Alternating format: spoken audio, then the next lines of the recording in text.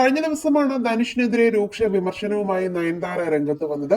Netflix ഡോക്യുമെന്ററിയിൽ നാനും റൌഡിദാനിന്റെ അണിയറ ദൃശ്യങ്ങൾ ഉപയോഗിച്ചതിന് ധനുഷ് 10 കോടി രൂപ നഷ്ടപരിഹാരം ആവശ്യപ്പെട്ട് നോട്ടീസ് അയച്ചു. ഇതിനെതിരെയാണ് നയൻതാര രംഗത്ത് വന്നത്. പണത്തിനപ്പുറം ധനുഷ് പക തീർക്കുകയാണെന്ന് നയൻതാര തുറന്നടിച്ചു. പൊതുവേദികളിൽ കാണുന്നത് പോലെയല്ല ധനുഷിന്റെ സ്വഭാവമെന്നും നയൻതാര വിമർശിച്ചു. ഇപ്പോഴിതാ വിഷയത്തിൽ പ്രതികരിച്ചിരിക്കുകയാണ് ധനുഷ്. ഡോക്യുമെന്ററിയിൽ നിന്നും നാനും റൌഡിദാനിലെ സീനുകൾ ഒഴിവാക്കണമെന്ന ആവശ്യത്തിൽ ധനുഷ് ഉറച്ചു നിൽക്കുന്നു. ഇത് സംബന്ധിച്ച് നടന്റെ വക്കീൽ നയൻതാരയ്ക്ക് ലീഗൽ നോട്ടീസ് അയച്ചു.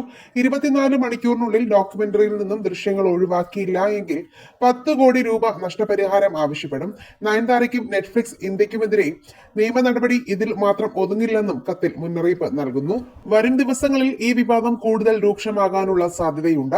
നെറ്റ്ഫ്ലിക്സിൽ നയൻതാരയുടെ ഡോക്യുമെന്ററി റിലീസ് ചെയ്തു. 10 കോടി രൂപ നയൻതാര നഷ്ടപരിഹാരം നൽകുമോ അതോ നിയമപരമായി മുന്നോട്ട് പോകുമോ എന്ന് ഉടനെ വ്യക്തമാകും.